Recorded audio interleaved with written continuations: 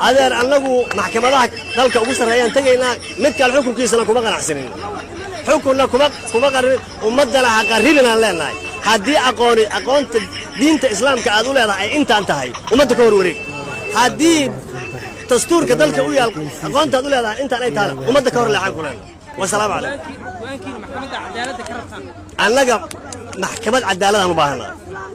waxaan ugu baahannahay maya xukunka maanta dhacay kuma qanacsanin mana naqusay mana soo dhaweynayno yaa adeer annagu racfaan qaadanaynaa inaan racfaan qaadanaan diyaar u nahay inaan sharcigan si saxal aan cadaalad u helnaan u baahannahay cadaalad ma helin wiilkayagu cadaalad ma helin dad baa la qancinaya dadna waa la dulmiyey warkay faan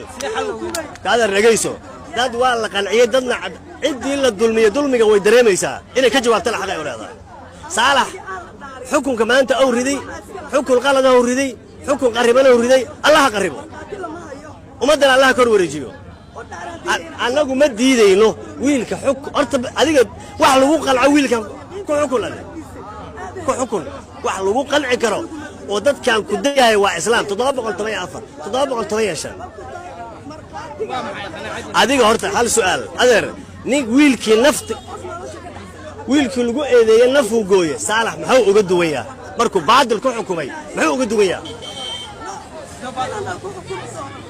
maxaa ka maqlaysa adaafkiis 714 315 ka maqlayno adeer waa ku salaamay iga dhaaf wiilkayagu cadaalad ma helin dad baa la qancinaya dadna waa la dulmiyey xukunka maanta dhacay kuma qanacsanin